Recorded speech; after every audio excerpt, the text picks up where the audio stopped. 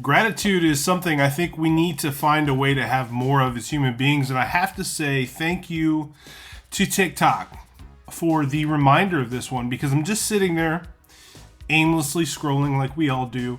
And then I land on this VHS box cover and I'm like, yes, let's talk about that. So let's rewind 1985's The Legend of Billie Jean right now.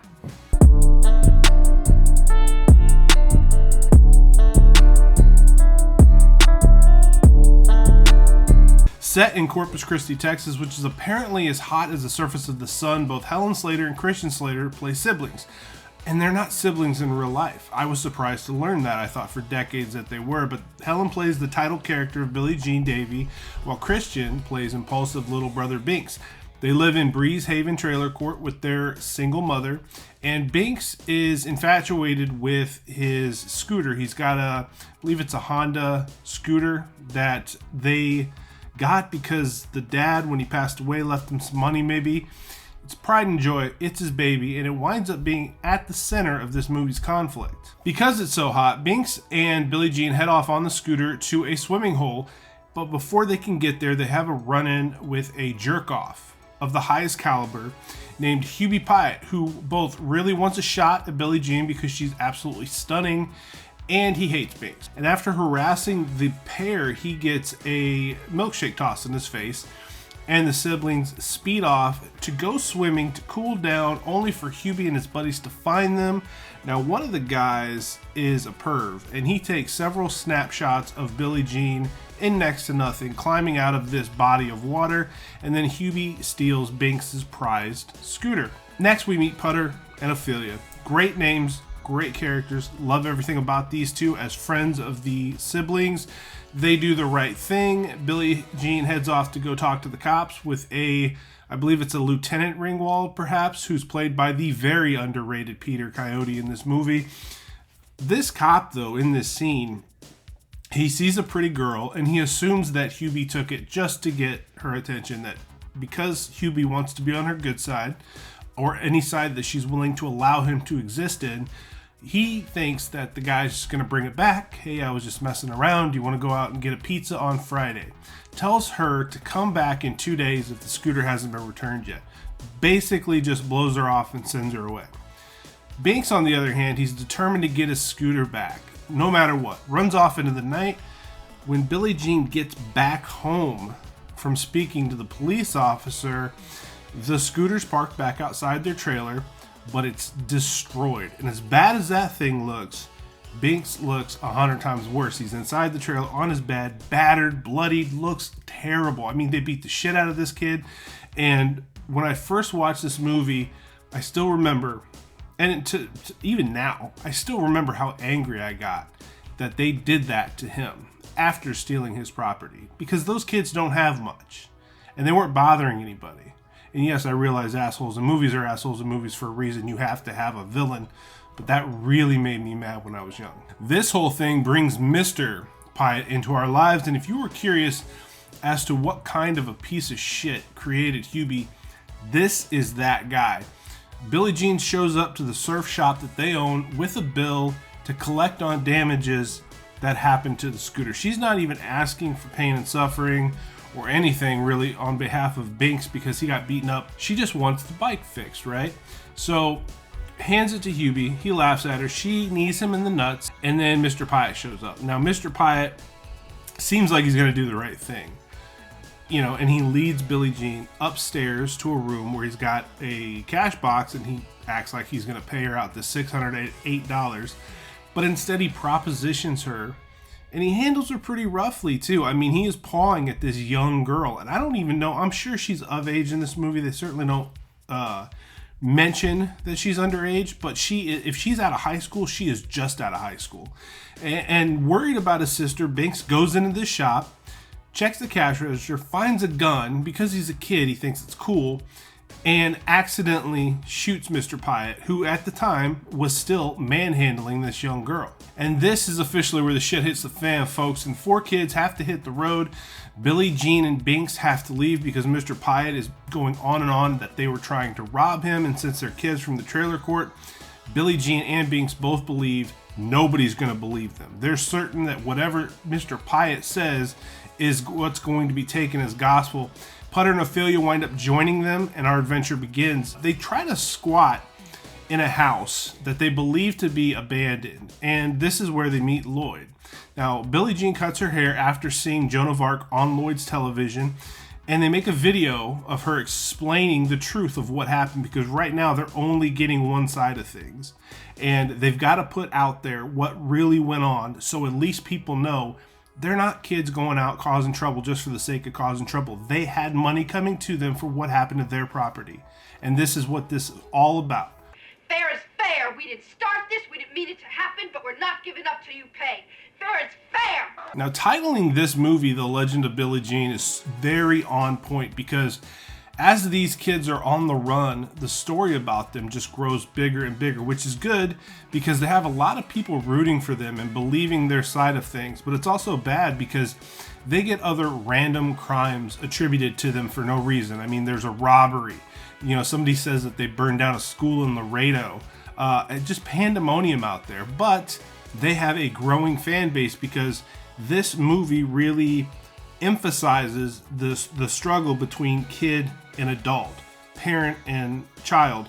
They thought, they being people in the 80s, thought that this generation of kids were just no good. I mean, every generation thinks that, but they really thought that back in the 80s. And this movie really shines a light on it. One of the best scenes in this movie is the mall scene when Billie Jean keeps trying to turn herself in at several different points of the film.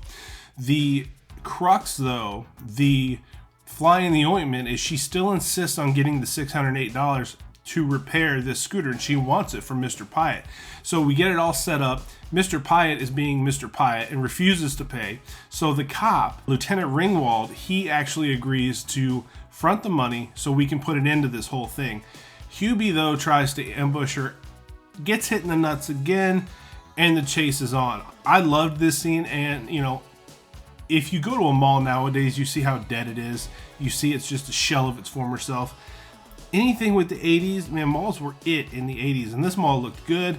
I popped when they swiped a G.I. Joe set of walkie-talkies and left an IOU. I thought that was great because even in their bandit exploits, they're being as honest as they can be about it. So back at the beach shop, Mr. Pyatt, who for my money is an all-time top 5 scumbag across movie history, he's selling Billie Jean merchandise and making stacks of cash, which is insane to me when you think about this whole thing really starting over refusal to pay $608 without sexually harassing a young woman. The cop, Ringwald, in here, he feels responsible for things getting to the point that they get to because he never really did anything when Billie Jean first came to him. He didn't think much about it. So he's kind of really an advocate for her here and throughout the entire movie, and he's really trying not only to find her, but find out exactly what happened that led things to the point that they got to. And of all the great scenes, one of my very favorite scenes, and something that I pumped my fist to as a kid and I got really excited about when I just watched it the other night with Jackson, was a group of kids recognized Billie Jean, and they asked her to help them get their friend out of a house where he's being physically abused by who I presume to be his drunken father.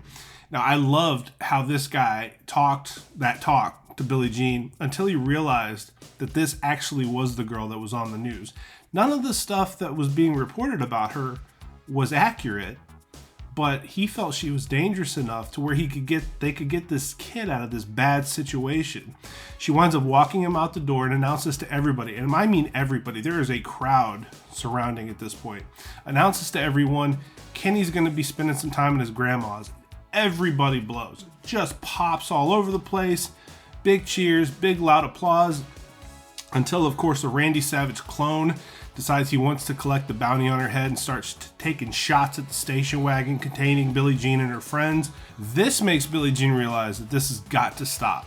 She's got to get her friends out of harm's way. She's got to figure out a way to bring this to a head. And the public here is 110% on her side, even when she cuts her hair. She cuts her hair real short, and Helen Slater is just absolutely gorgeous. Long hair, short hair, it doesn't matter, but she's so iconic to these people, these kids, that girls everywhere are getting their hair cut short, just like Billie Jean. They're telling the cops that they're Billie Jean. The public here is absolutely on Billie Jean's side, but she's got to turn herself in to keep her brother safe. She's got to turn herself in to keep her friends safe.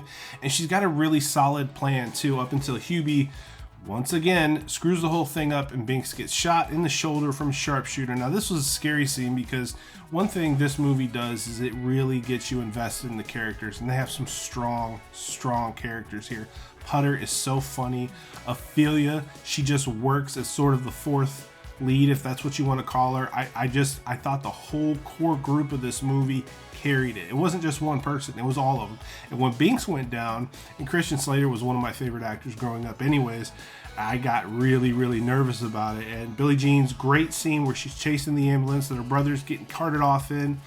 She sees Mr. Pyatt over there collecting money, ditches the wig, and confronts him.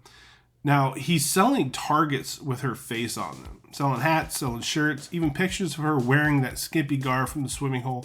I mean, this guy is profiteering off of her pain in the worst kind of way. After a back and forth that we wanted so very much, we wanted some sort of comeuppance for this prick.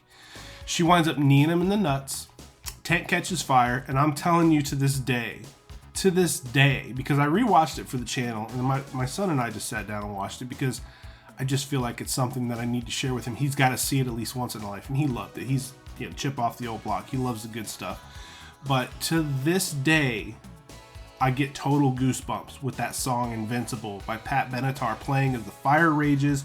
People start throwing their Billie Jean merch into it. Not only that, I mean, Mr. Pyatt had this fiberglass statue of Billie Jean holding a gun that these flames just started to sort of engulf. And this is just reminiscent of her watching Joan of Arc being burned at the stake, which prompted her to cut her hair, which prompted her to make a change, make the video, put it out there, get her side of the story out there so people knew I'm not a bad kid. I'm just a kid in a bad situation. Great way to wrap up the movie. I mean, it's a banger. They make it to Vermont. Binks gets gaga eyes about a snowmobile. And you're just thinking, here we go again. But guys, 8.5 out of 10. Legend of Billie Jean is a classic. I mean, I know Helen Slater did a lot of other things. She's phenomenal, Supergirl. I mean, absolutely stunning. I know she did other movies, and I know she was in Smallville. I don't know why she didn't do more with acting. I always thought she was really good. Christian Slater had a great career. Peter Coyote's a legend. The cast is just really good here. It's just really strong. It's a great story. You love these kids, and it speaks to so many different things. It speaks to, the conflict between adults and children. It speaks to the mistreatment of women in a lot of cases. I mean, even to this day still, but back in the 80s, it was really bad. We talked about it on the Howling review that I did.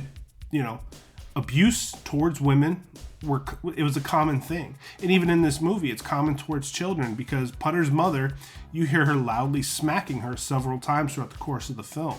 And that's just not okay. In much the same way that I consistently ask anybody that watches these videos to hit me with some suggestions or recommendations on things that I need to cover or things maybe I haven't looked at, I think this is something everybody needs to take a minute, take 90 minutes to be specific, sit down and look at. This movie was really well done, and it's a favorite of mine. It's a favorite on the channel.